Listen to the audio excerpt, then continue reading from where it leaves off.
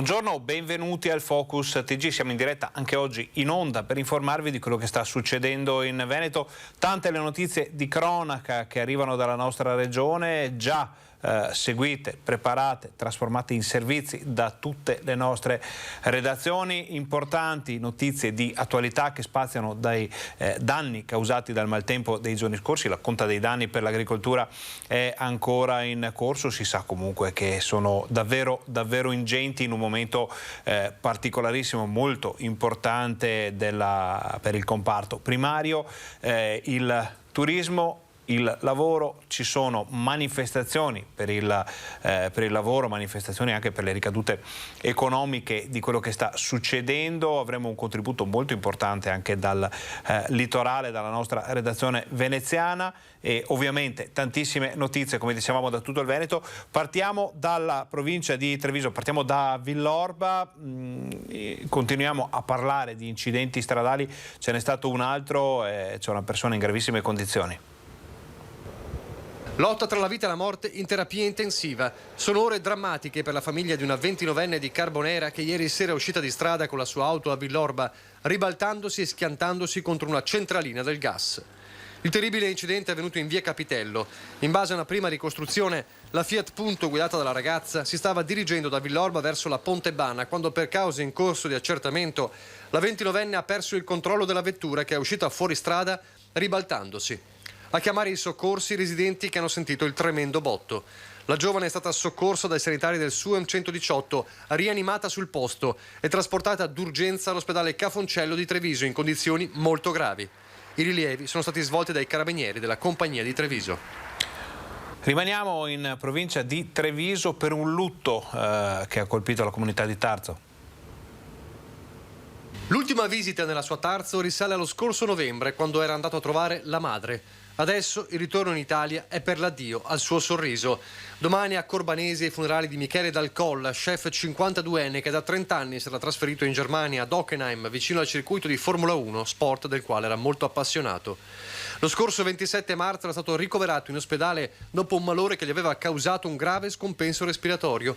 A stroncare il 52enne però sarebbe stata un'infezione virale che dopo 6 settimane di coma farmacologico lo ha visto soccombere, gettando nella disperazione i suoi familiari. Prima del malore dello scorso marzo il 52enne aveva avuto problemi cardiaci in passato, ma le sue condizioni sembravano buone prima della tragedia. La salma di Dal Colla è stata cremata in Germania. Domani alle 15 l'addio della comunità di Tarzo. Adesso ci spostiamo fra veneziano e padovano per una notizia che è davvero del clamoroso. Vi ricorderete la vicenda della bambina di 5 mesi ricoverata a Padova in gravi condizioni? Ebbene, emerge un dettaglio davvero incredibile.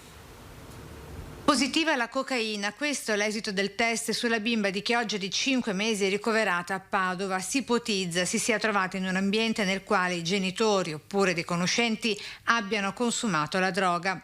La piccola era stata trasferita dall'ospedale di Chioggia il 9 maggio e ricoverata a Padova, appunto nel reparto di pediatria, per una emorragia cerebrale, e le cui condizioni sarebbero migliorate soltanto in questi ultimi giorni. Le tracce di stupefacente sarebbero state rilevate nei capelli e sulla pelle della piccola. Non deriverebbero da un'assunzione, bensì da un contatto esterno con la sostanza. Sul corpicino della bimba, inoltre, sarebbero stati notati anche dei traumi. Ciò che si vuole chiarire ora è se la neonata sia stata vittima o meno della sindrome del cosiddetto baby shake, ovvero lo scuotimento violento e continuo per farla smettere di piangere, oppure se si sia trattata di una semplice disattenzione. La Procura di Venezia al momento ha aperto un fascicolo senza ipotesi di reato e senza indagati. Naturalmente le nostre redazioni, tanto quella di Padova quanto quella di Venezia, si stanno occupando di questa vicenda e di come cambia decisamente con le ultime novità emerse che avete sentito in questo servizio. Se arriveranno novità ve le daremo in diretta qui sul Focus TG. Adesso ci spostiamo, cambiamo argomento pur restando nella cronaca e andiamo nell'altopiano dei 7 comuni dove continuano le operazioni della Guardia di Finanza. Affetti Flutti irregolari per turisti in altopiano. La Guardia di Finanza di Asiago ha recuperato 1 milione di euro di tasse non pagate e comminato sanzioni per 75.000 euro a 5 agenzie immobiliari, un bed and breakfast operanti senza i relativi titoli autorizzativi. Oltre 100 i controlli nei confronti di proprietari di 86 appartamenti nell'area dei 7 comuni destinati in forma non professionale alla locazione turistica. Inoltre 45 proprietari di immobili sono stati segnalati alla Procura per non aver effettuato la comunicazione dei nominativi degli alloggiati all'autorità di pubblica sicurezza in violazione alla normativa.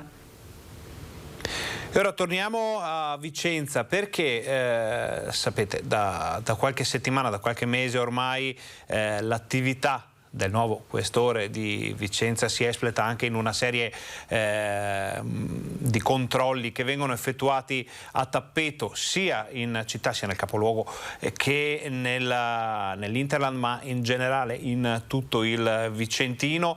Controlli che coinvolgono tutte le forze dell'ordine, che cercano di andare a stanare quelle situazioni di degrado, quelle situazioni ormai stratificate soprattutto a Vicenza. In questo caso però andiamo a Montecchio, vediamo com'è andata. Un cittadino dello Sri Lanka di 54 anni è stato accompagnato alla frontiera dagli agenti della questura di Vicenza. L'uomo, solito a bivaccare nella zona di Corso San Felice, era privo di titoli di permanenza nel nostro paese e per questo verrà rimpatriato nei prossimi giorni. È solo uno dei provvedimenti disposti dal questore a seguito dei controlli straordinari del territorio eseguiti ieri sera nel comune di Vicenza e in quello di Montecchio Maggiore. Obiettivi: il contrasto alla microcriminalità e in particolare allo spaccio di droga. 105 le persone controllate, 579 i veicoli e 2 esercizi pubblici. Disposti 6 avvisi orali, 6 fogli di via obbligatori, 7 ordini di allontanamento dal territorio nazionale e 4 revoche del permesso di soggiorno. Un cittadino marocchino di 27 anni, inoltre, è stato arrestato dagli agenti delle volanti. L'uomo, sottoposto all'obbligo di dimora nel comune di Montecchio Maggiore, è stato invece intercettato e identificato in Campomarzo a Vicenza. A seguito di ulteriori verifiche, il 27enne è risultato recidivo alle violazioni della misura cautelare e per questo l'autorità giudiziaria ne ha disposto la custodia in carcere. A Montecchio Maggiore, inoltre, sono stati impiegati anche i cani dell'unità cinofili della polizia locale di Lonigo e quello della Guardia di Finanza. Sotto attenzione il centro storico, i parchi pubblici, la pista ciclabile con 4 posti di blocco. Verificati 573 autoveicoli, 49 persone, di cui 18 stranieri e 11 con precedenti penali. Al termine delle operazioni il questore ha adottato ulteriori provvedimenti: 2 fogli di via obbligatori nel comune di Montecchio per 3 soggetti con precedenti di polizia, 3 avvisi orali e 5 ordini di allontanamento dal territorio nazionale per 5 africani gravati da precedenti penali. Restiamo nel Vicentino, sono stati sorpresi mentre armeggiavano con attrezzi da scasso vicino a una moto. Vediamo come è andata a finire. Armeggiavano con fare sospetto nei pressi di alcune moto in sosta in via Fermi a Vicenza. Così i residenti hanno allertato i carabinieri. Intervenuti dalla stazione di Barbarano Mossano hanno rintracciato 2 senza fissa dimora, entrambi con precedenti, un tunisino 41enne e un algerino 45enne. A seguito dei controlli li hanno trovati in possesso di un coltello, 3 tronchesi, tagliabulloni, un martello frangivetro, una tenaglia e 6 forbici. Il tutto è stato sequestrato, i 2 sono stati denunciati per porto abusivo di armi. Adesso andiamo nel Trevigiano, dove è grande il dolore per la scomparsa di un missionario salesiano morto in Perù per un incidente stradale. La notizia tragica è arrivata ieri in serata ai familiari. Ad annunciarla i fratelli salesiani. Don David Facchinello, missionario di 48 anni, originario di Loria, in Perù dal 2017, ha perso la vita in un incidente stradale poco lontano da Cuzco, mentre in auto si recava all'aeroporto per raggiungere Lima, dove doveva prendere parte all'apertura del capitolo ispettoriale. Quasi 20 anni di sacerdozio, avrebbe raggiunto quel traguardo il 21 giugno. Don David era conosciuto e amato tanto nella sua terra d'origine quanto in quella in cui operava con straordinaria dedizione.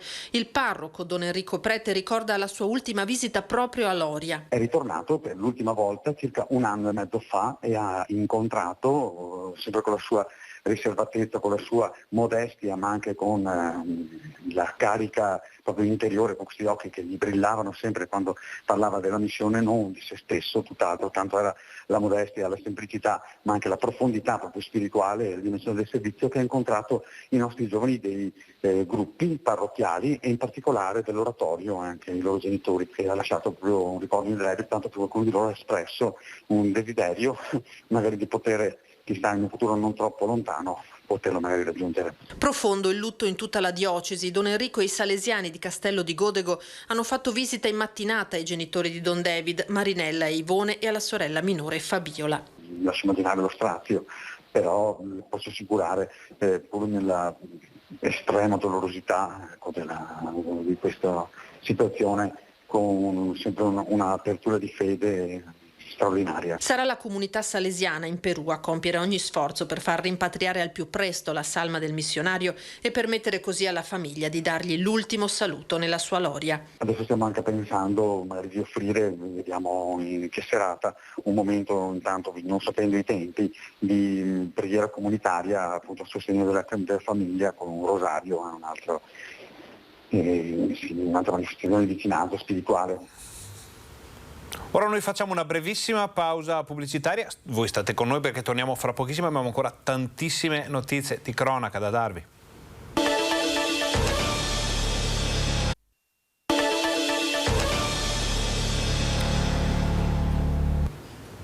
Buongiorno, bentornati al nostro Focus TG, siamo in diretta anche oggi in onda per informarvi di quello che sta succedendo in Veneto. Siamo nella pagina della cronaca con tutte le ultime notizie dalla nostra regione, in attesa di poter andare a Padova per una vicenda piuttosto particolare avvenuta nelle scorse ore. Andiamo in riva al Brenta, sempre nel Padovano, perché al Festival Brenta Viva un uomo è stato sorpreso mentre si esibiva in atti osceni, maxi multa a un vicentino. 5.000 euro di multa per atti osceni in luogo pubblico compiuti nel parcheggio dell'area verde Brenta Viva. Dovrà pagarli un 69enne di Vicenza, scoperto qualche mattina fa a esibirsi nudo dagli agenti della polizia locale di Fontaniva, allertati da cittadini e volontari della Proloco. Il reato da tempo è stato depenalizzato, ma è rimasta la sanzione piuttosto cospicua. Anche a causa di quest'ultimo fatto, ma non solo, l'amministrazione comunale ha stanziato la somma di 8.000 euro per aumentare nella bella stagione i controlli contro nudismo, prostituzione e atti sessuali in riva al Brenta. Saliamo nel Vicentino, dove la finanza ha scoperto 6 lavoratori nero sanzioni per 70.000 euro. Scoperti dai finanzieri di Tiene 6 lavoratori irregolari impiegati in 3 bar, una tabaccheria, una birreria, tutte attività dell'Alto Vicentino, tra Tiene, Zugliano, Breganze e Sandrigo. In 3 di questi locali è stata accertata la presenza di personale irregolare in misura superiore al 10% di quello presente sul posto ed è stata proposta e ottenuta da parte dell'Ispettorato Territoriale del Lavoro di Vicenza la sospensione dell'attività. I successivi accertamenti hanno permesso anche di appurare il pagamento degli emolumenti ai dipendenti non regolarmente assunti senza l'utilizzo di metodi tracciabili in relazione a 41 mensilità. In base alle irregolarità riscontrate sono state elevate ai legali rappresentanti delle imprese controllate sanzioni amministrative pari a circa 70.000 euro. Torniamo a Padova, una vicenda di qualche anno fa che ha creato poi tantissime tensioni e anche tantissime ripercussioni con la morte di Mauro Guerra, ricorderete, ucciso da un colpo di pistola, esploso da un carabiniere nelle campagne di Sant'Urbano in un giorno d'estate. Da quel giorno è cambiata completamente la vita delle persone che hanno partecipato a quei drammatici eventi. Sono state pubblicate le motivazioni della sentenza di condanna del carabiniere che sparò e uccise Mauro Guerra.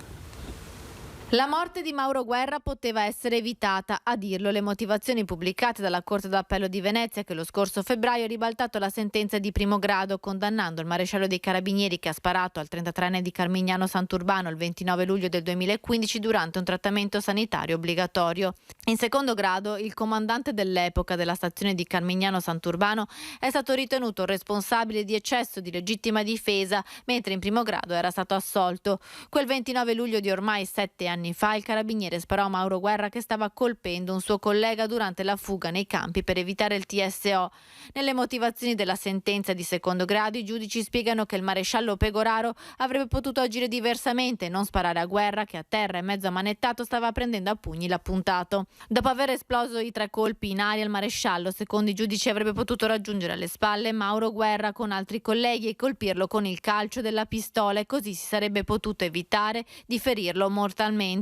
I giudici inoltre riconoscono che l'azione che ha portato alla morte del 33enne è stata fatta in base a delle percezioni dovute a delle supposizioni dei carabinieri e non dalla diretta osservazione dei fatti.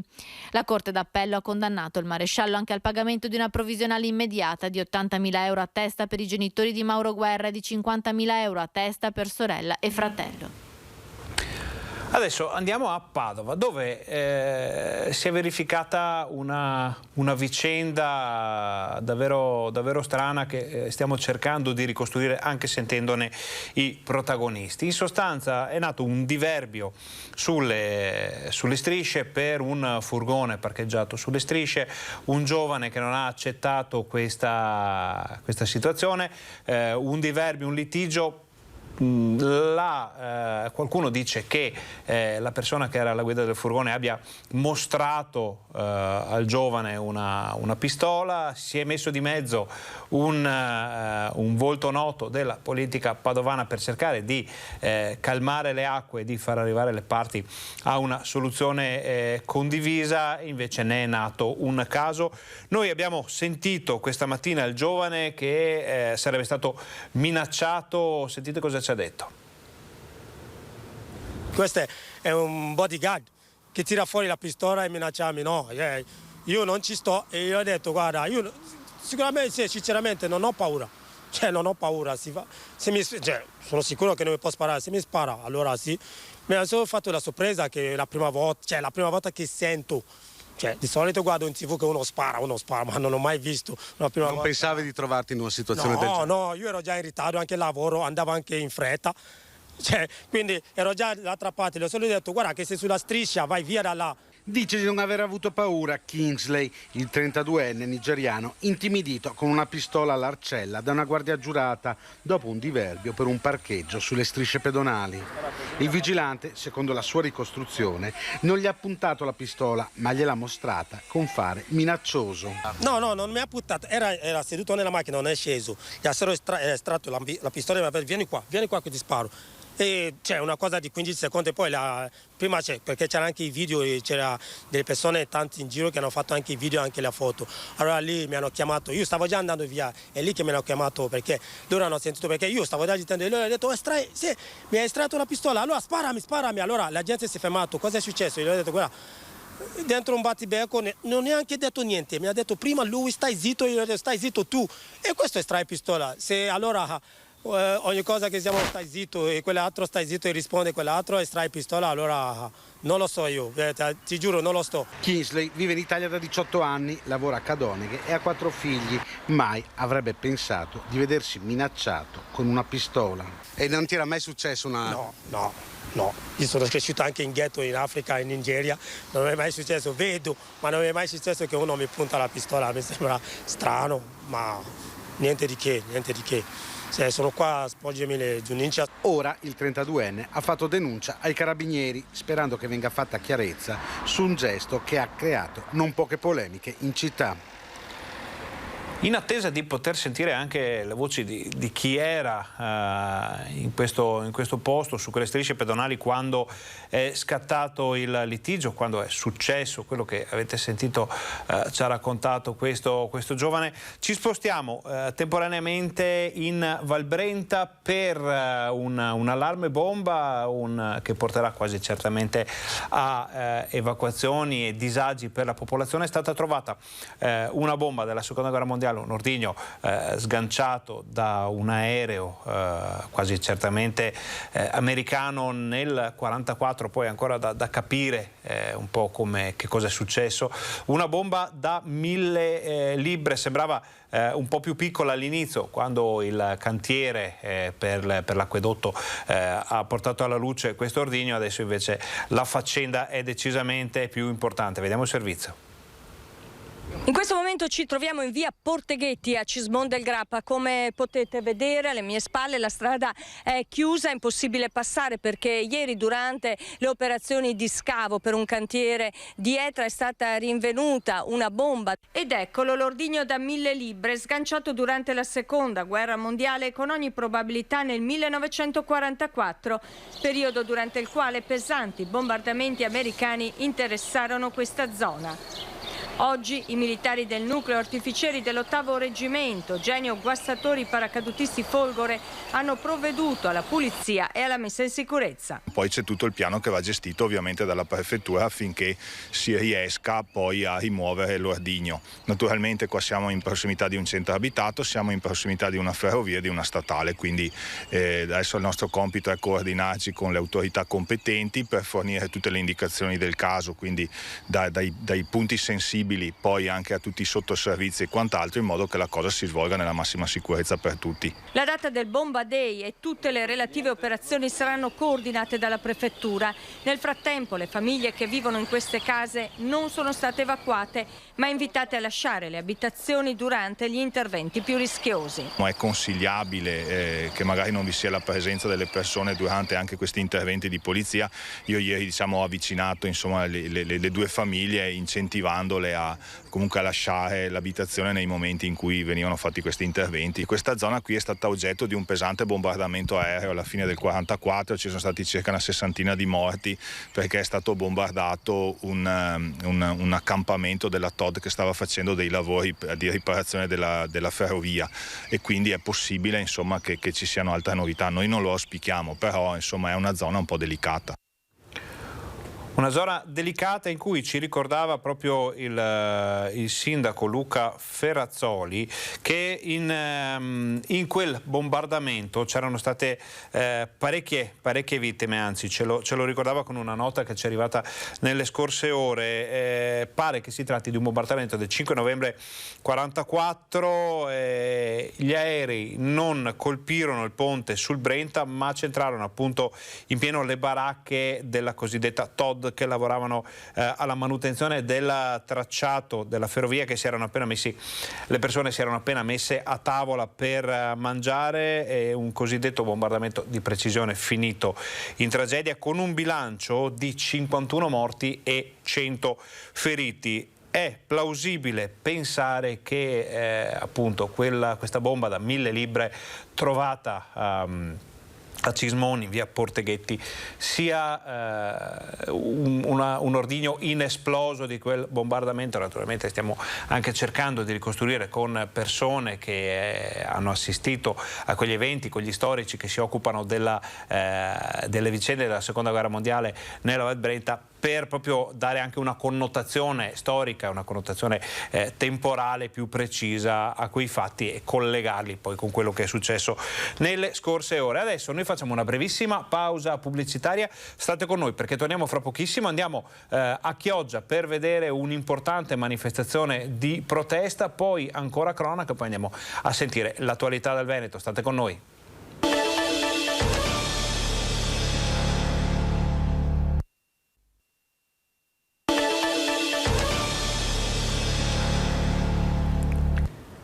Buongiorno, bentornati al Focus TG, siamo in diretta in onda anche oggi per informarvi di quello che sta succedendo in Veneto. Siamo nella pagina della cronaca, ma andiamo a Venezia, dove i pescatori di Chioggia hanno dato vita a una particolare forma di protesta per sensibilizzare, almeno si spera, l'opinione pubblica, la politica e tutto il mondo collegato a questi problemi per i rincari del costo del gasolio. Vediamo subito. Quando vuoi ci sentiamo. Grazie a tutti. No, grazie a te. Ciao. Buongiorno da Venezia, vi parliamo dalle zattere che oggi sono state pacificamente invase dai pescatori del Veneto. Io sono in compagnia di Elio Dall'Acqua e di Roberto Penzo, che sono due armatori pescatori che hanno organizzato questa manifestazione. Perché siete venuti a Venezia? Beh, siamo venuti prima di tutto per manifestare il nostro dolore nel mondo della pesca. Siamo venuti anche perché vogliamo che le istituzioni ci diano ascolto. Poi sinceramente siamo qua anche perché Roberto lunedì è stato a una riunione a Roma con il sottosegretario, ha portato le nostre istanze di quello che domandiamo. E quindi siamo... Chiediamo subito a Roberto. Roberto, è stato a Roma, che cosa ha chiesto al governo? No, abbiamo chiesto quello che chiediamo oggi. Abbiamo allora il credito d'imposta, i codici che aspettiamo da mesi del primo trimestre del gasolio, dunque noi aspettiamo. Abbiamo domandato un fermo, che questo abbiamo mandato ancora tempo addietro, e un fermo d'emergenza subito, perché purtroppo abbiamo delle grosse difficoltà e li vedi che qua mancano delle barche che non hanno i soldi per fare il gasolio. Abbiamo domandato il tavolo esecutivo direttamente col sottosegretario, con gli altri sottosegretari, e questo ci è stato concesso. E poi abbiamo domandato la cassa integrazione in deroga per i nostri marinai. La CISOA, che è una parte importante che noi stiamo pagando come armatori, che deve influire, è un secondo trimestre del gasolio, che noi non siamo neanche ancora dentro il secondo trimestre. Purtroppo allora il sottosegretario ci ha detto che a giorni veniva fuori il codice d'imposta e il codice per il discorso del primo trimestre del 20% del gasolio. A oggi novità non ne abbiamo e questo dispiace perché un po' crea anche di brutti animi. Infatti noi siamo venuti qua con molta tranquillità perché abbiamo detto vediamo se diamo, diciamo, come si può dire, un'onda, cavalchiamo qualcosa. Tra l'altro oggi voi incontrerete anche il prefetto o il vicario del prefetto? Ci dovrebbe essere l'ammiraglio e il vicario del prefetto, sì, perché il prefetto ci aveva detto che oggi era impegnato. Senta, quanto rischia il settore? Quanti posti di lavoro sono a rischio? Quante imprese rischiano concretamente di ridimensionarsi o addirittura di chiudere? Beh, noi siamo a Chioggia, siamo circa 280 barche con 4 persone di equipaggio, quindi ci sono già 1000 persone di equipaggio là, permanente e tutto quanto. L'indotto e tutto quanto, poi se andiamo a vedere l'indotto e tutto quanto, ci saranno circa 3.000 persone, 3.500 persone che ci gira tutto quanto il mondo della pesca. Quindi insomma è un bel indotto. Poi specialmente a Chioggia, che siamo la prima marineria d'Italia, la più importante, e tutte quante le altre marinerie ci stanno vedendo cosa stiamo facendo noi. E quindi dopo quello che faremo noi sicuramente lo faranno anche loro. Ecco, ricordiamolo subito, mi scusi Penzo, poi le do subito la parola, che quello della pesca è un settore veramente molto fiorente in Veneto. A volte si parla di Mazara del Vallo o di altre località, ma Chioggia per esempio è superiore a Mazara del Vallo e stiamo parlando di un'industria che fattura miliardi di euro, mettendoli tutti assieme. Sì, noi abbiamo calcolato che se noi mettiamo insieme tutte le industrie della pesca e noi non vediamo né la Fiat, nessuna industria, è che purtroppo siamo suddivisi. E proprio ieri parlando con lei, venendo qua, vedevamo a Fincantieri. Se noi mettiamo che a Chioggia abbiamo 1100 marinai chiogioti, intendo dire tra virgolette chiogioti, vuol dire l'economia, ma questo è di cavole, di tutto il reparto dell'Alto Adriatico. E questa è un'economia italiana, penso che sia importante, perché nel momento che a oggi, a ieri posso mostrare i messaggi di ristoratori che lavorano col prodotto italiano che vanno in crisi, perché purtroppo è una realtà, estate, non si porta pesce, allora dobbiamo anche considerare non solo la pesca ma tutto l'indotto della pesca. Qua lei vede tutte queste barche, noi abbiamo passato tanti problemi 2009, 2010 col gasolio e ho detto anche ai Stati Generali della Pesca che ha fatto il distretto Alto Adriatico che ce l'abbiamo fatta superare e adesso non ce la facciamo perché purtroppo nelle nostre conseguenze c'è la guerra che ha danneggiato tutti.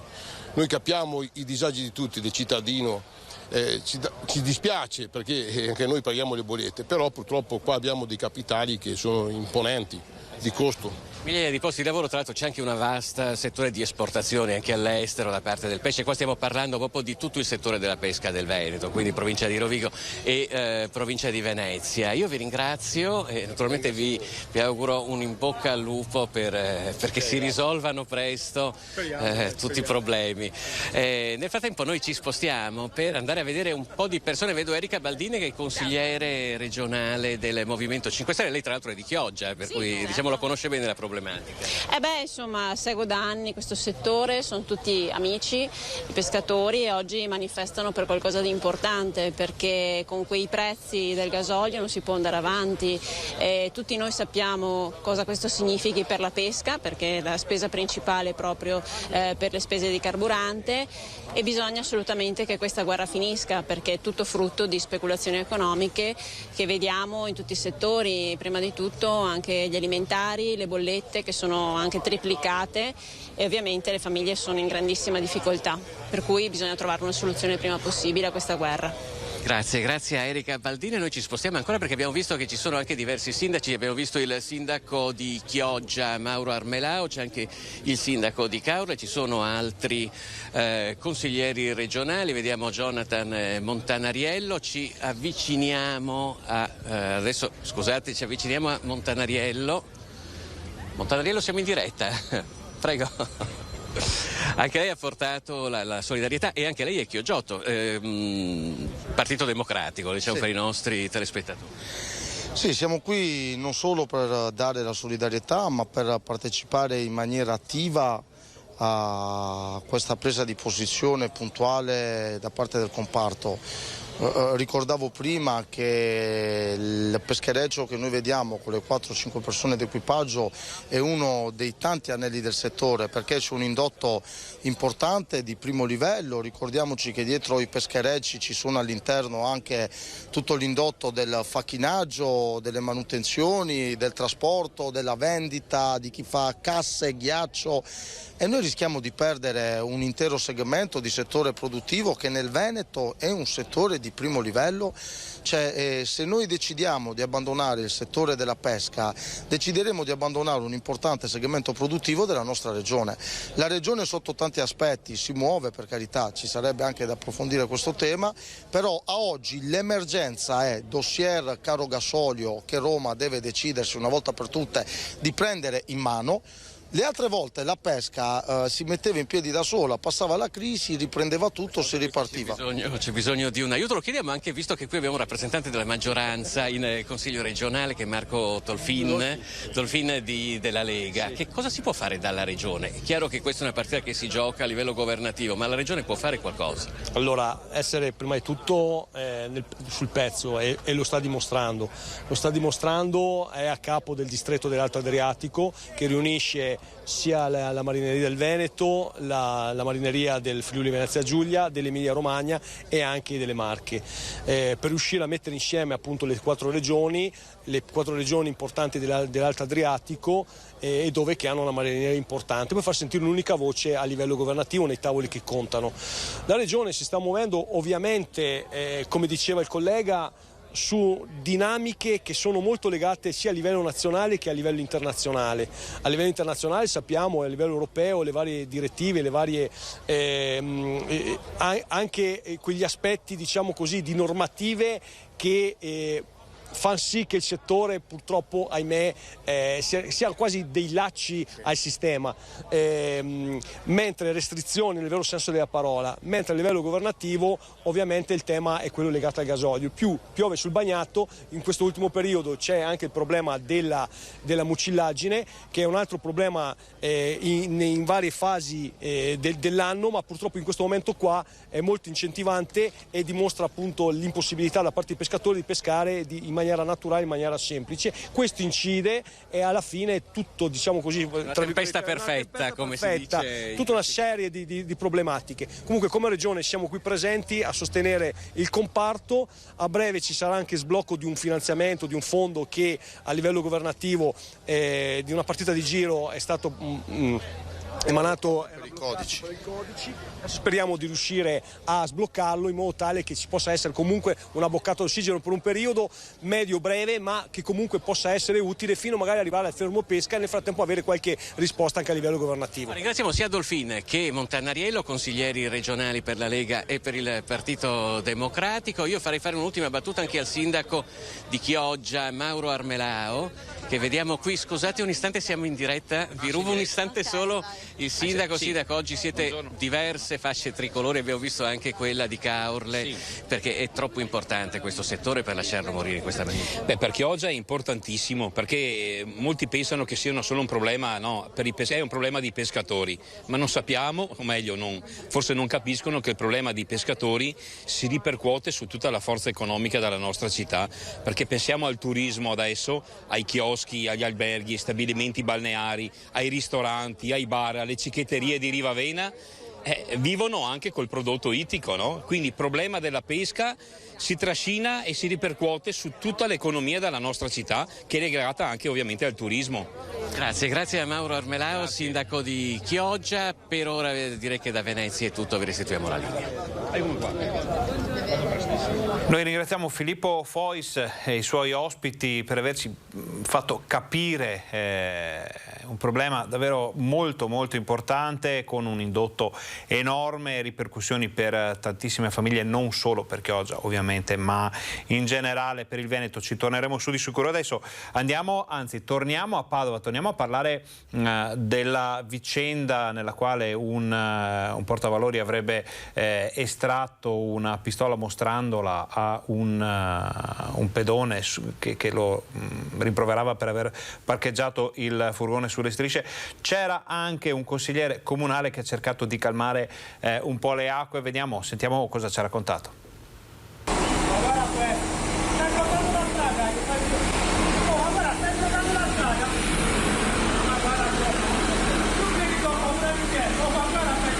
Ad intervenire e cercare di fare da pacere tra la guardia giurata e il ciclista nigeriano è intervenuto Nereo Tiso, come si vede nel video che sta facendo discutere Padova. Casualmente sono passato, ho sentito delle urla e questo ragazzo di colore, 3 passi dopo il furgone, ha cominciato a dire perché hai tirato fuori la pistola, e mentre passavo ho visto che la gente riponeva la pistola nella fondina, a che ho cercato di calmare gli animi perché il ragazzo era veramente agitato e c'erano delle persone di un sindacato lì vicino che anche loro hanno visto, e quindi la situazione era complicata. Il consigliere comunale ed insegnante padovano ha anche scritto alla ditta di sorveglianza per cui lavora la guardia giurata. Hanno scritto immediatamente, devo dire, che si scusano e faranno indagine interna per eventuali sanzioni nei confronti del dipendente. Naturalmente il diritto di difesa esiste anche per il dipendente.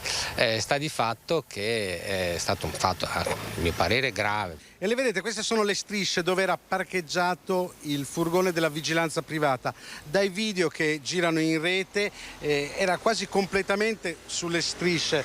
Qua c'è un archetto e evidentemente il passaggio è molto complicato e per una bici quasi impossibile. Da una lite un'escalation che poteva finire in modo peggiore, questa la sensazione a mente fredda dei testimoni. Vista la concitazione e l'agitazione, poi pensandoci col senno di poi ritenevo che fosse una situazione veramente difficile, di difficile gestione.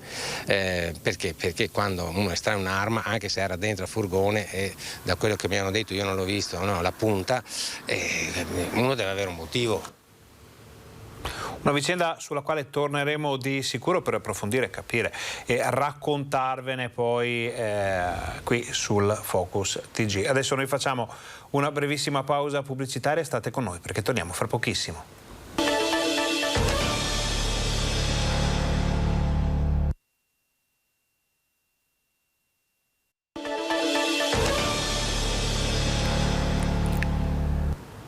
Buongiorno, bentornati al Focus TG. Siamo in diretta anche oggi in onda per informarvi di quello che sta succedendo in Veneto. Chiudiamo per un attimo la pagina della cronaca, la riapriremo poi se ce ne sarà bisogno, se arriveranno notizie dalle nostre redazioni, e parliamo di attualità sanitaria, per così dire. Fra poco vediamo anche i dati del Covid che sono arrivati poco fa in redazione dall'azienda Zero della Regione del Veneto. Parliamo del vaiolo delle scimmie che sta un po' scombussolando quelli che potevano essere i piani di ripresa e ripartenza. Le autorità ovviamente dicono che al momento non c'è niente da temere, però c'è anche un caso veneto da segnalare. Vediamo. La diagnosi clinica, il paziente è stata diagnosticata all'azienda ospedaliera integrata di Verona. Il Negrar ha confermato la diagnosi in laboratorio. Il primo caso di vaiolo delle scimmie rilevato in Veneto, 8º in assoluto in tutta Italia, è quello di un paziente che abita in Lombardia, dove si trova ora in isolamento, ma frequenta spesso la nostra regione e di recente è rientrato da uno dei paesi africani a rischio. All'insorgere dei primi sintomi sospetti, il 24 maggio è stato sottoposto a consulto da remoto attraverso la telemedicina dalla professoressa Evelina Tacconelli. Insorto il sospetto che si potesse trattare del vaiolo delle scimmie, 24 ore dopo l'uomo è stato visitato con tutte le precauzioni del caso in presenza. Si è rivolto a noi, spiega la professoressa, perché disponiamo di un centro altamente specializzato per le diagnosi e la cura delle malattie sessualmente trasmesse. Il paziente è un paziente che non è inaspettato, nel senso che l'azienda ospedaliera era pronta a ricevere eventuali casi, perché chiaramente ci sono dei casi segnalati in tutta Europa ed anche in Italia. Quindi avevamo tutta una serie di procedure che ci permettevano di fare una diagnosi rapida, clinica, e poi insomma tutte le procedure corredate. Essendo arrivato a Verona in macchina da solo, vivendo da solo e avendo contratto una forma lieve della malattia, l'uomo è potuto tornare a casa per conto proprio, dove sarà seguito in isolamento. Ma secondo quanto disposto dal Ministero della Salute, i soggetti che ha frequentato dovranno restare in quarantena 21 giorni. Una situazione totalmente sotto controllo, così come quella degli altri casi rilevati. Di questa malattia, che non è il SARS-CoV-2, noi conosciamo il virus, conosciamo il metodo di trasmissione, abbiamo già una terapia disponibile ed esiste anche un vaccino. Esistono una cura e un vaccino, dunque no alla psicosi, ma certo serve un monitoraggio e una attenzione particolari. E questo virus si trasmette tramite rapporti sessuali e contatti stretti con persone che hanno la malattia. Questo è davvero importante. Quindi si può trasmettere anche per via aerea se due persone sono molto vicine, però la persona caso è una persona malata, quindi che ha segni di malattia. Per cui se si hanno dei sintomi che non sono spiegabili da altre cause, si contatti il proprio medico di medicina generale. I sintomi sono febbre e esantema, eruzione cutanea, che non sono spiegati da altra causa. Quindi mi raccomando, se io prendo un farmaco e ho delle lesioni cutanee, non si tratta ovviamente di vaiolo delle scimmie. Dopo qualche giorno si hanno anche dei linfonodi a livello prevalentemente inguinale, e poi si dà la trasformazione di queste lesioni cutanee in lesioni che sembrano delle vescicole. Questa è l'evoluzione della malattia. In 2-4 settimane la maggior parte dei casi guarisce da sola. Continuiamo a parlare di sanità, ma da un altro punto di vista, dal punto di vista della politica, perché il PD attacca le scelte sanitarie della Regione. Sentiamo.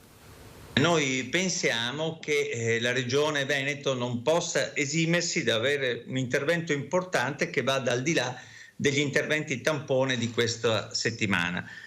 Dopo 2 anni di Covid, il PD Veneto boccia la riforma Azienda Zero e definisce come forzature le soluzioni proposte per coprire la carenza strutturale di personale all'interno degli ospedali. Il dito è puntato contro il percorso di formazione complementare in assistenza sanitaria dell'operatore sociosanitario, il Superos, ideato per fronteggiare la carenza di professionisti.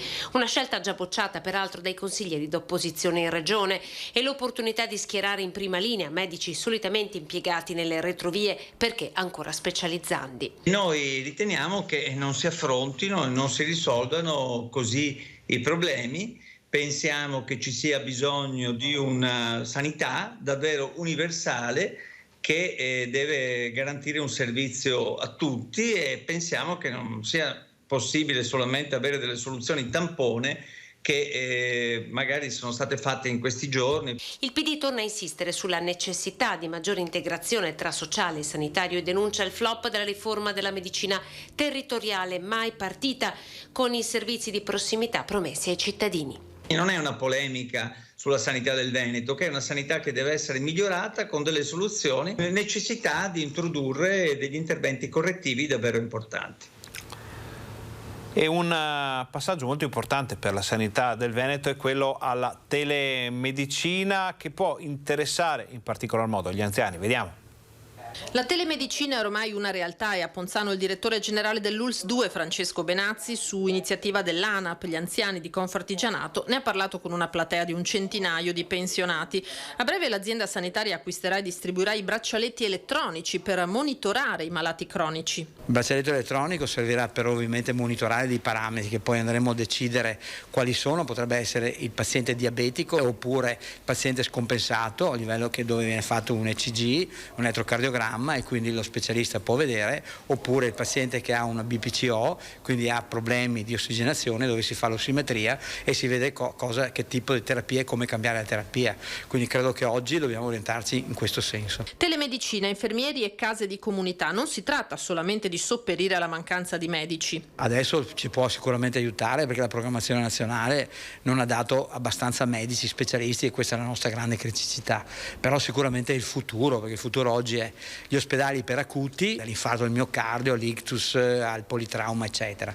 E l'ospedale, come dice anche il Presidente Zaia, virtuale, dove sostanzialmente tanti specialisti rispondono a quesiti che vengono fatti dal medico di famiglia o dai caregiver o dalle persone stesse a livello domiciliare. È proprio la modalità che consente loro di poter essere costantemente in contatto con il medico che può intervenire su tantissime patologie, quindi è difficile che il medico di base possa avere la specializzazione, invece in questo modo ognuno può essere monitorato e avere sotto controllo la propria salute. Ecco. Per far viaggiare i dati, Benazzi dice chiaramente che il tanto discusso 5G è necessario. Lo so che sono controcorrente, però credo proprio di sì, cioè non possiamo frenare ovviamente la tecnologia e il 5G ci dà la possibilità di portare anche documenti pesanti che oggi effettivamente quindi intendo TAC, risonanze che oggi in certe realtà facciamo fatica a portare. Intanto in calo anche nella Marca, come a livello nazionale, i casi di Covid che dal 1 giugno saranno concentrati solo all'ospedale di Vittorio Veneto, liberando Treviso e Montebelluna. Ancora troppo pochi gli over 80 vaccinati con la quarta dose. Il direttore generale invita a non sottovalutare il virus che comunque ancora circola. Purtroppo ci si ammala ancora, qualcuno entra in ospedale e qualcuno va ancora in pneumologia. Cambiamo ancora argomento e parliamo degli stagionali, dei lavoratori che diventano importantissimi in questo periodo dell'anno per tantissime attività. Mancano all'appello 2000 stagionali solo nel Vicentino. Vediamo.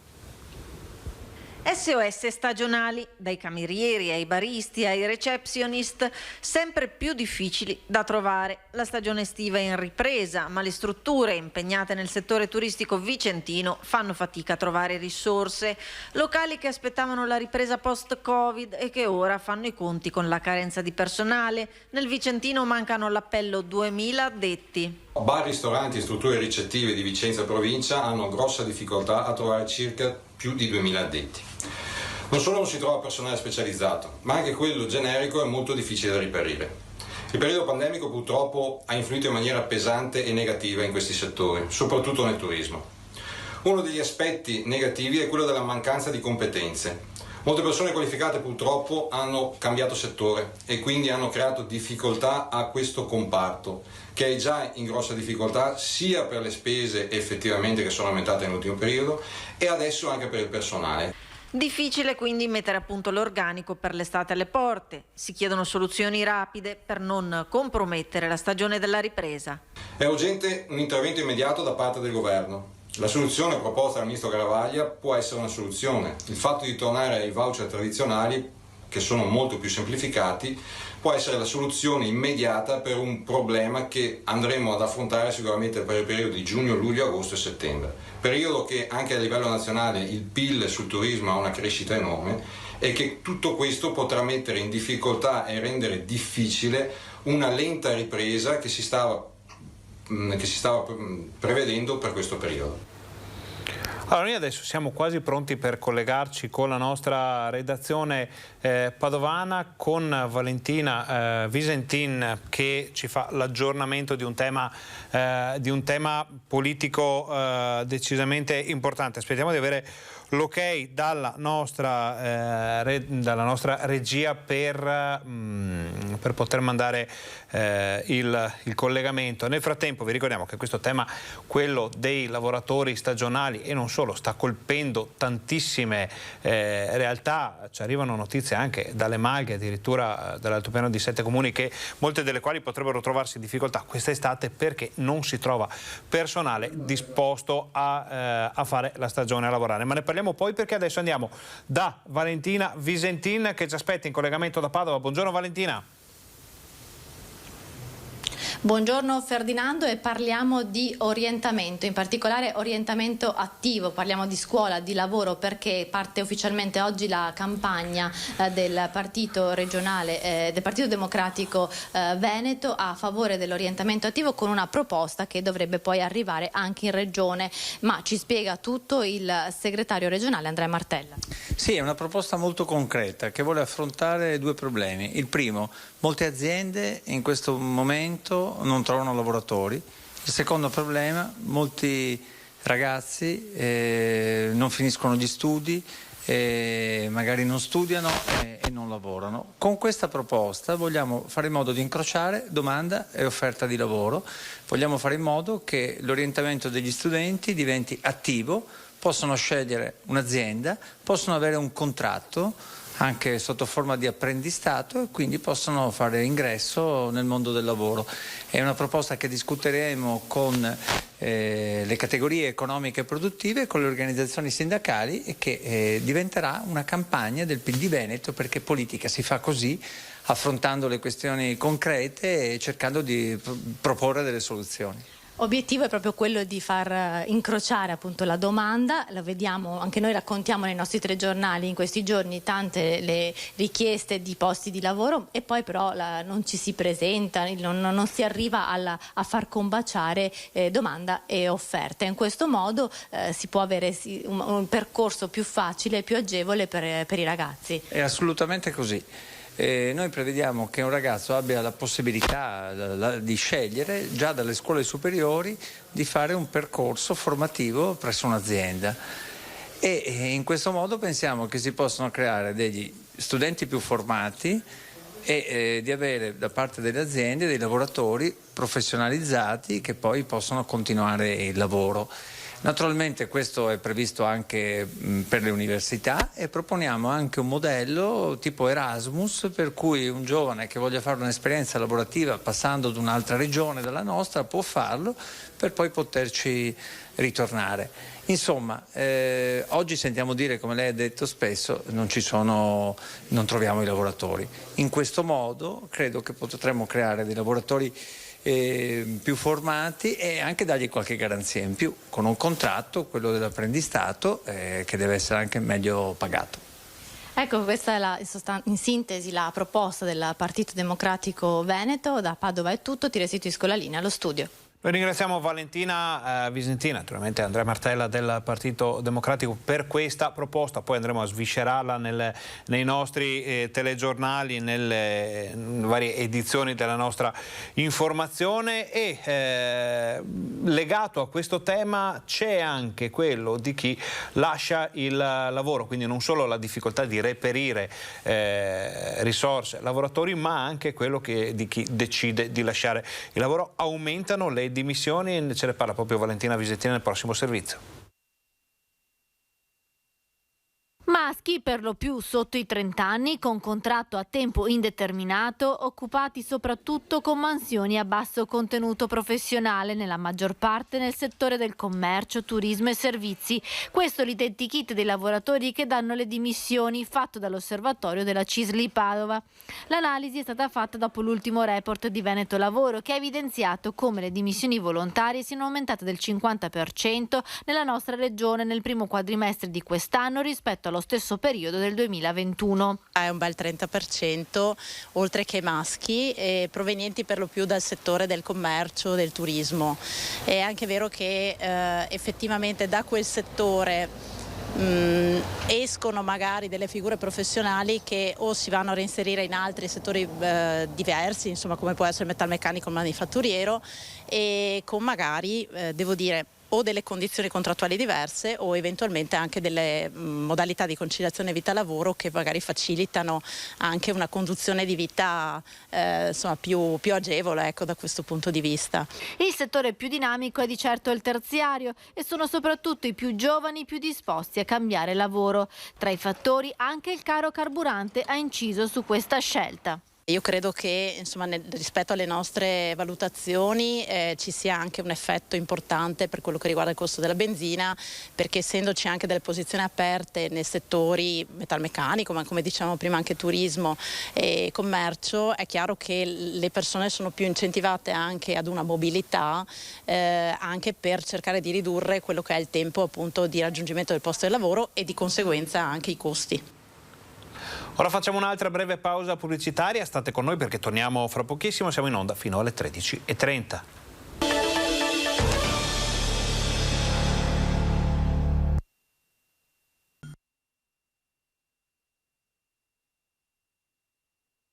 La telemedicina è ormai una realtà.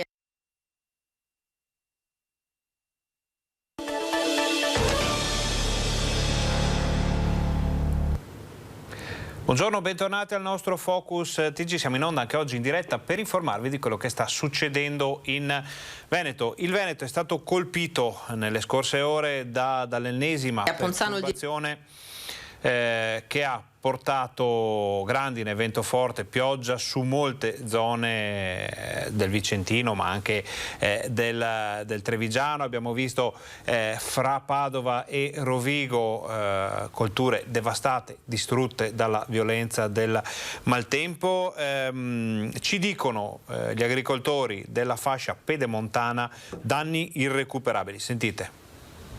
La telemedicina è ormai una realtà e a Ponzano il direttore generale dell'ULSS 2 Francesco Benazzi, su iniziativa dell'ANAP, gli anziani di Confartigianato, ne ha parlato con una platea di un centinaio di pensionati. A breve l'azienda sanitaria acquisterà e distribuirà i braccialetti elettronici per monitorare i malati cronici. Il braccialetto elettronico servirà per ovviamente monitorare dei parametri che poi andremo a decidere quali sono. Potrebbe essere il paziente diabetico oppure il paziente scompensato a livello dove viene fatto un ECG, un elettrocardiogramma, e quindi lo specialista può vedere, oppure il paziente che ha una BPCO, quindi ha problemi di ossigenazione, dove si fa l'ossimetria e si vede che tipo di terapia e come cambiare la terapia.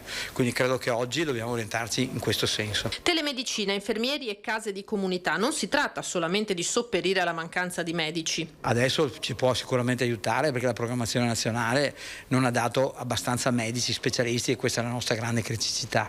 Però sicuramente è il futuro, perché il futuro oggi è gli ospedali per acuti, dall'infarto del miocardio, all'ictus, al politrauma eccetera, e l'ospedale, come dice anche il presidente Zaia, virtuale, dove sostanzialmente tanti specialisti rispondono a quesiti che vengono fatti dal medico di famiglia o dai caregiver o dalle persone stesse a livello domiciliare. È proprio la modalità che consente loro di poter essere costantemente in contatto con il medico che può intervenire su tantissime patologie, quindi è difficile che il medico di base possa avere la specializzazione, invece in questo modo ognuno può essere monitorato e avere sotto controllo la propria salute. Ecco. Per far viaggiare i dati, Benazzi dice chiaramente che il tanto discusso 5G è necessario. Io so che sono controcorrente, però credo proprio di sì, cioè non possiamo frenare ovviamente la tecnologia, e il 5G ci dà la possibilità di portare anche documenti pesanti che oggi effettivamente quindi intendo TAC, risonanze, che oggi in certe realtà facciamo fatica a portare. Intanto in calo anche nella Marca, come a livello nazionale, i casi di Covid che dal 1° giugno saranno concentrati solo all'ospedale di Vittorio Veneto, liberando Treviso e Montebelluna.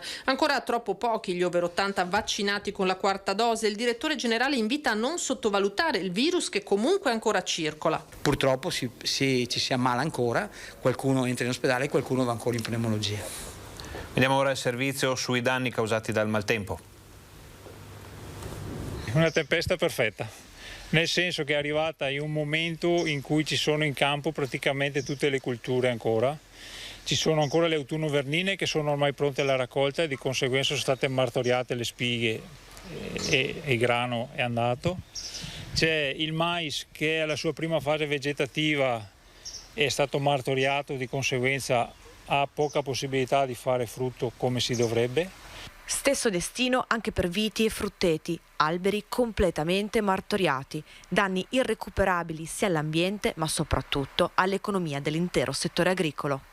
L'agricoltura è sempre stata abituata a rialzarsi. Il problema è che non è semplice e non è semplice soprattutto perché oltre al maltempo si aggiunge una situazione di mercato e politico-sociale impossibile. Si vede che qui l'unica cosa possibile da fare bisogna andare dentro, macinarlo, arare, concimare di nuovo, fresare, praticamente rifare tutte le lavorazioni e riseminare. Una macchina, quella dall'agricoltura, che non può fermarsi a nessun costo. Lei ha appena detto l'agricoltura come farà a rialzarsi.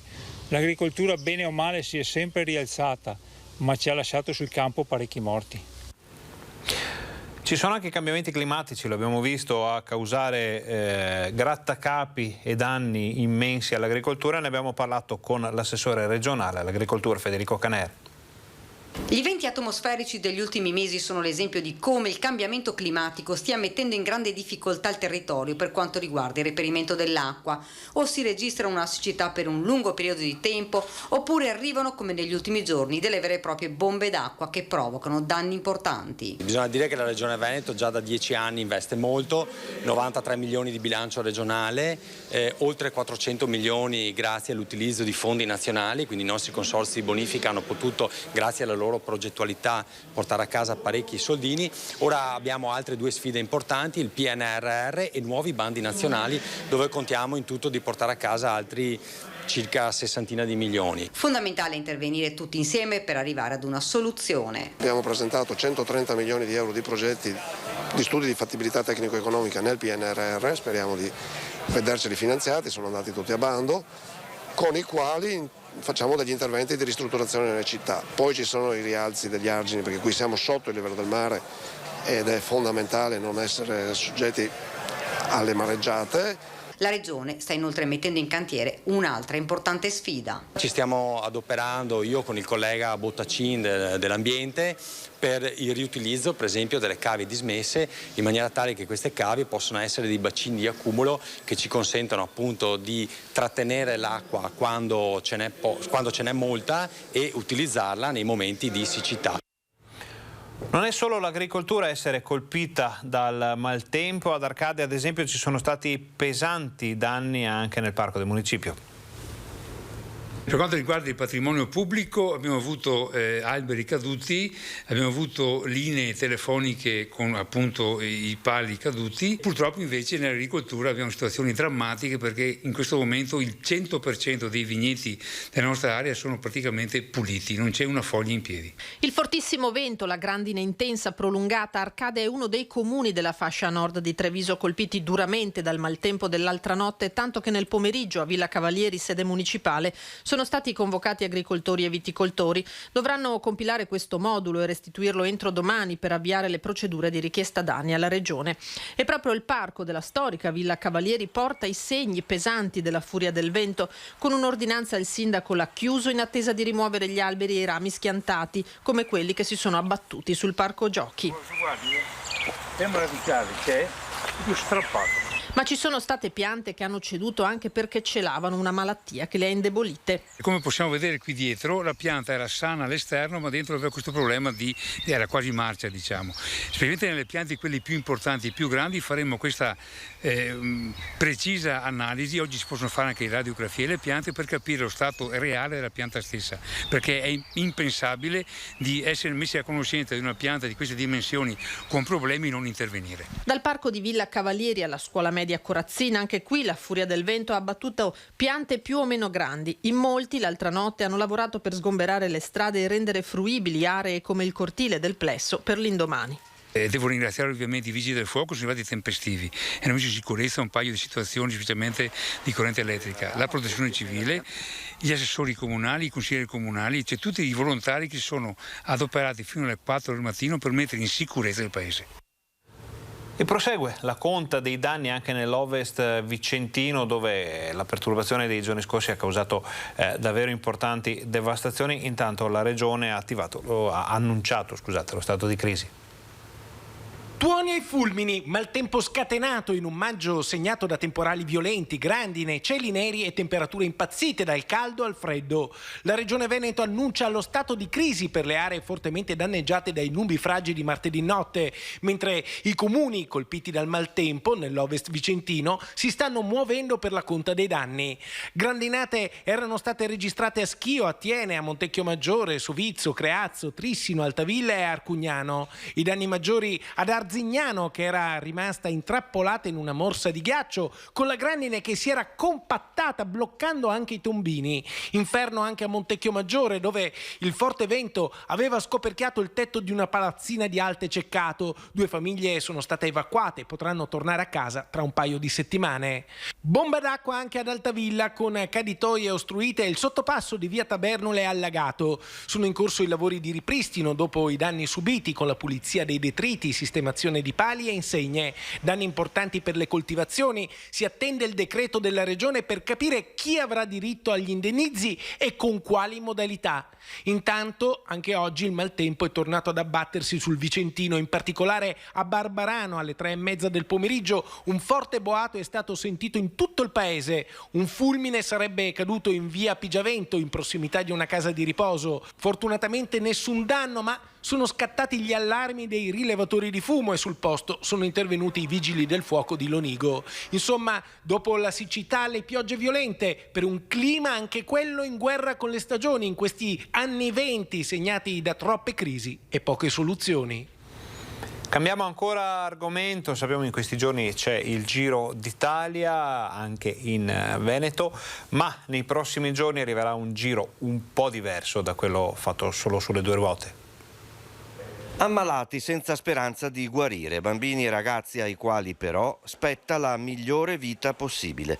Le cure palliative pediatriche riguardano circa 750 minori in Veneto. 250 sono in cura negli hospice, ma è l'assistenza sul territorio, in famiglia, quella più diffusa. Padova e il Veneto in passato sono stati pionieri e oggi sono all'avanguardia. Domenica 29 maggio una simbolica staffetta ciclistica da Piazzale Roma a Venezia, a Prato della Valle a Padova, chiederà la piena attuazione della legge del 2010. La legge prevede che siano istituite le reti territoriali, quindi che i bambini abbiano la possibilità di curarsi a domicilio, che è il luogo migliore per la cura, la possibilità che abbiano un luogo invece simile all'ospedale che è l'hospice, dove possono ricevere cure un po' più intensive, cure diciamo più specialistiche, e che quindi la loro vita sia resa migliore per quanto accompagnata a questa malattia che molto spesso è inguaribile. Il Giro d'Italia delle cure palliative pediatriche è l'occasione buona per sensibilizzare per primi i parlamentari veneti e tutte le istituzioni locali perché si arrivi presto alla piena attuazione della legge. L'impegno delle istituzioni, quindi il nostro impegno, il mio impegno, sarà sicuramente quello di sollecitare il nostro Parlamento, sollecitare i nostri politici di riferimento perché prendano a cuore l'importanza di approvare questa legge, che finalmente questa legge diventi a servizio di chi ne ha bisogno. I cittadini possono sostenere i giovani malati senza speranze, le famiglie e le associazioni, magari con delle donazioni. Ve lo chiede per esempio Alessandro con i suoi genitori. Giro d'Italia si accompagna ad altre iniziative benefiche, vediamo. Nel segno di Ennio Doris, il compianto banchiere di Tombolo, scomparso 6 mesi fa, si è svolta una tappa nella tappa del Giro d'Italia. In sella alla bici Massimo, il figlio di Doris, oggi amministratore delegato di Mediolanum. Partiva da Tombolo, dal paese natale mio, soprattutto di mio padre. Siamo partiti da di fronte alla piazza, di fronte a quella chiesa che ahimè un po' di mesi fa ci ha visti riuniti per la sua dipartita, e quindi è stato un momento nuovo di festa, di celebrazione, di gioia, e sono sicuro che lui sarà stato lì contento a vedere tutte queste maglie azzurre in festa che partivano. La carovana, seguita da glorie del ciclismo, è arrivata a Treviso, entrando nel circuito di gara aspresiano. L'occasione non solo per ricordare Ennio Doris, ma soprattutto per raccogliere fondi per offrire assistenza medica e sostegno alle famiglie con figli malati oncologici. Un legame stretto, quello della famiglia Doris con il Veneto, da dove tutto è partito. Questa è una terra di persone che fanno, che lavorano, che si impegnano. Se il Veneto è diventato quello che è, la forza che è, proprio perché le persone nel DNA sono un po' speciali, e questo DNA non si è perso, perché si tende a guardare magari quelli che si lamentano, ci sono ovunque, anche qua, ma quelli che fanno sono molto di più, per cui io sono assolutamente positivo su quello che riuscirà a realizzare questa regione e poi l'Italia intera da qui in avanti. E abbiamo visto l'arrivo del Giro d'Italia, sentiamo le voci dei trevigiani in questa festa. Ci ritorna a tifare per il Giro? Sì, benissimo, bravo. Era anni che non venivo più, ma questa volta il motivo c'è, insomma, mi sembra, no? È un'emozione. Bellissima.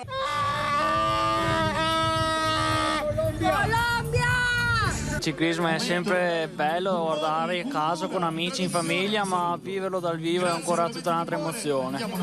Ecco, la bici, possiamo dire che la bici è nel DNA dei trevigiani. Senz'altro, anche se l'età è avanzata, però sempre siamo pronti a pedalare. Sicuramente è bellissimo che ci siano questi eventi in città. Abbiamo fatto una bella partita noi sabato, oggi c'è il Giro, quindi sicuramente è bello, c'è una bella atmosfera in città, tanta gente qui in giro a guardare sport e sicuramente fa sempre bene. Molto bene, la città è organizzata bene, siamo contenti, bene o male si fa qualcosina, dai. Pensavo di no, ti dico la verità, e invece l'hanno organizzata bene quest'anno, sono contento. Questa è una ripartenza al di là di ogni retorica, forse è la volta buona. Diciamo di sì, dai, adesso penso positivo.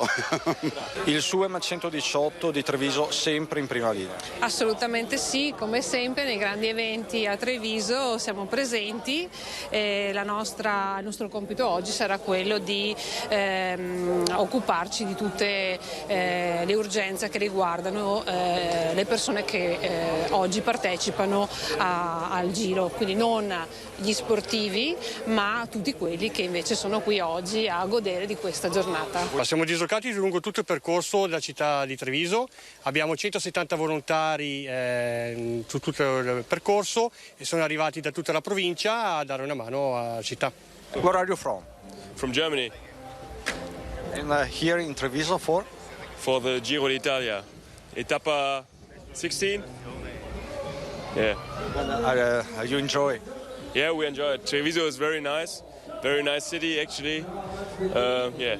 Io lo studio qui in Borgo Mazzini e quindi per forza di cose assistiamo a questo splendido evento che comunque il Giro d'Italia porta sempre gioia, felicità, voglia di festa. E come trova la sua città? Beh, meravigliosa, in rosa oggi, completamente stupenda. Ecco, ci voleva per risollevare un po' l'umore. Ci vuole questo tipo di manifestazioni, anzi speriamo che ne tornino anche il prossimo anno, non solo il Giro d'Italia ma anche qualcos'altro. Cambiamo ancora argomento, ci spostiamo in montagna dove scatta l'allarme per la presenza sempre più importante di droni e altri strumenti simili che possono mettere a rischio le attività del soccorso alpino. Vediamo. Ricordatevi che il drone è quel mezzo però che può diventare un pericolo per un eventuale elicottero che può arrivare. Quindi fate attenzione, appena sentite un rumore di un rotore di un elicottero, la prima cosa che dovete fare è andare a terra. Il drone è diventato ormai come una macchina fotografica, lo si può acquistare anche al supermercato ed è utilizzato sempre più per realizzare video per immortalare escursioni in montagna, ma rappresenta un pericolo reale per i mezzi di soccorso aerei. Lo segnala il delegato bellunese del soccorso alpino Alex Barattin. L'uso dei droni ultimamente è diventato di uso quotidiano anche da parte di chi non è così formato per poterli utilizzare. Fate attenzione perché può diventare un problema di sicurezza veramente importante. La stagione delle gite in montagna oramai è iniziata e il tema della sicurezza posto puntualmente dal soccorso alpino non ammette deroghe. Però noi chiediamo a queste persone che utilizzano i droni di farsi un attestato, di capire quali sono le problematiche dell'utilizzo di quel gioco, che può essere anche un gioco molto bello, però può diventare un problema veramente importante laddove va a impattare contro il rotore di un elicottero o contro la carlinga dell'elicottero. Il web è pieno di tutorial che spiegano come utilizzare i droni, pur se non obbligatorio, spiega Alex Barattin, meglio sarebbe conseguire il patentino che l'Unione Europea dal 31 dicembre del 2020 ha introdotto per i droni a partire dal peso di 250 grammi. E adesso ci spostiamo in provincia di Vicenza con un'iniziativa molto interessante che mette assieme due mondi che potrebbero sembrare molto lontani, quello degli studenti, di bambini, e quello dell'orticoltura. Economia circolare, lezione importante con applicazione pratica. A Creazzo gli studenti delle scuole medie entrano in un orto che è un piccolo mondo per imparare da una cultura antica, quella della coltivazione, i principi della vita, perché solo con la fatica si raccolgono i risultati. Abbiamo iniziato a fare compostaggio con gli avanzi delle merendine nelle classi delle scuole medie e delle scuole elementari. Quella è stata la base per creare l'humus, per creare il concime che poi ha fertilizzato l'orto. Così, a distanza di 4 mesi, l'orto, concimato col compostaggio delle merende, ha dato i suoi frutti che i ragazzi possono raccogliere. Abbiamo pensato in piccolo nel nostro comune un progetto di economia circolare. Dalle merendine si crea il concime per poi raccogliere l'insalata, le cipolle, i fagioli, i piselli che i ragazzi oggi portano a casa. Ovviamente per arrivare al raccolto è stato fondamentale l'insegnamento dei nonni che hanno trasmesso un sapere antico, consegnando ai giovani ortolani i segreti della coltivazione. Sì, perché se ti lasci da allo sbando, e visto così si impegna, e sa cosa che è il sacrificio di pulire, sapare. Ecco. È stato molto interessante perché partire da zero con una squadra dei ragazzi così vivaci non me l'aspettavo neanche, è stata un'esperienza anche per me molto positiva. Ai ragazzi vogliamo appunto trasmettere il messaggio che con pazienza e cura si possono avere i frutti migliori. E anche quegli studenti che fanno più fatica ad impegnarsi, magari hanno risultati meno soddisfacenti, qui hanno visto i frutti del loro lavoro e del loro impegno. Molto spesso mi è capitato in classe di dire ai ragazzi, va bene, sapete da dove vengono le uova? Faccio un esempio, mi hanno risposto dal supermercato, e quindi avere il contatto con la natura, sporcarsi le mani, va bene, stare insieme, quindi creare gruppo insieme è molto importante nella crescita di ogni individuo. E in effetti questi ragazzi hanno potuto apprezzare la differenza tra la realtà virtuale dei social e quella del mondo vero, della terra, del lavoro, del sudore, che però regala le più grandi soddisfazioni. La differenza secondo me è che in un gioco schiacci un tasto e si fa tutto, mentre nella vita reale te lo coltivi, cioè lo fai te da solo. E poi si sta all'aria aperta e si sta meglio, mentre stare dentro casa e giocare. Vedere un orto dal vivo e dai social o videogiochi è tutta un'altra cosa, anche coltivarlo proprio da sé è diverso. Avere cura delle piante è stato un lavoro impegnativo, però è soddisfacente vedere tutte le piante che abbiamo coltivato crescere. Alla fine abbiamo portato a casa un po' di insalata che abbiamo coltivato e ora porteremo a casa altre verdure. Ho imparato che lavorando tutti assieme si possono ottenere belle cose.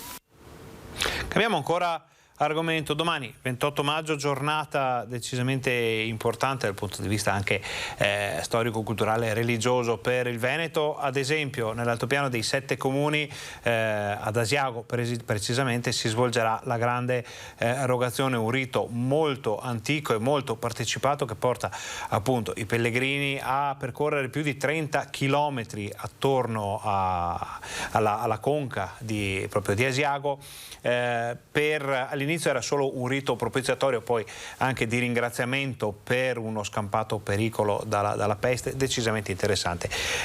Noi poi ve lo racconteremo. Invece si torna al pellegrinaggio alla Madonna del Covolo, sempre per quanto riguarda la Pedemontana. Vediamo. Un evento per celebrare la memoria, per omaggiare la vita e la storia di chi ha combattuto nella battaglia delle Melette nel 1916, ma anche un momento per lanciare un messaggio di pace. Sabato Asiago e Foggia vivranno una giornata di grandi emozioni con la deposizione dei fiori al Sacrario Militare, una tavola rotonda al Museo Etnografico di Foggia e una visita nel pomeriggio al cimitero bosniaco di Malgaz Lapeur. È un evento di pace. E di questi tempi abbiamo bisogno di parlare di pace.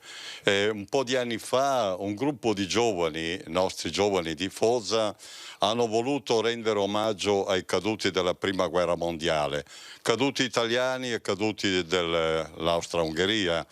Da noi c'è stata la battaglia, la famosa battaglia delle Melette, la prima battaglia del 1916, nella quale ha perso la vita un intero battaglione di soldati bosniaci, di giovani soldati mandati allo sbaraglio. Ebbene, i nostri giovani di Foggia hanno voluto onorare la loro memoria ripristinando l'antico cimitero. Sono 25 anni che i volontari si occupano di curare e presidiare il cimitero bosniaco, un impegno che nasce dal rispetto per i defunti e per la storia. Questo fatto ovviamente ha colpito molto i rappresentanti bosniaci e austriaci che ogni tanto vengono a vedere i luoghi dove hanno combattuto i loro giovani. Questo era l'annuncio di un importante evento storico-culturale che si svolgerà a Foggia nei prossimi giorni. Adesso andiamo a vedere invece il servizio sulla Madonna del Covolo.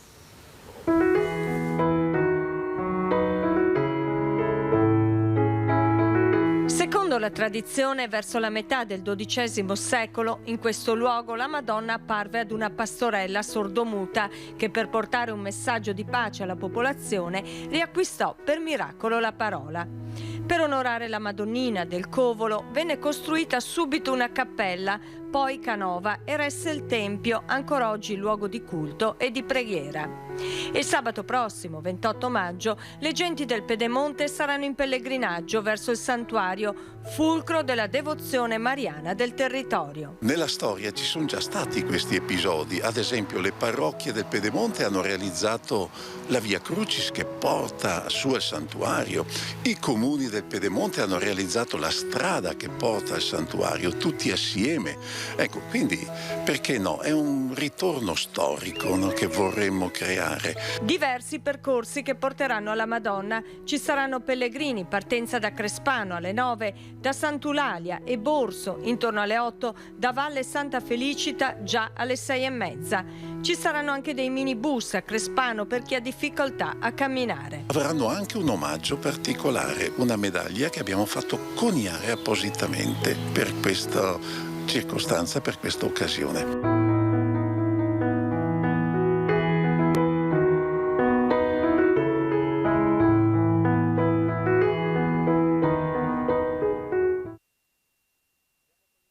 Del Covid vediamo che sono scesi a 1455 le nuove positività, ormai i numeri sono davvero molto bassi, sono 30.901 i casi attualmente positivi nella nostra regione. Questa era l'ultima notizia del nostro Focus TG. Ringraziamo Renzo Rigon e Alessandro Costacurta per la regia, ringraziamo tutti i colleghi che ci hanno permesso di portare nelle vostre case tutte le ultime notizie dal Veneto, ringraziamo voi per essere stati con noi e vi diamo appuntamento a TG Bassano, TG Vicenza di questa sera per tutte le altre notizie dal territorio e vi auguriamo un buon pomeriggio.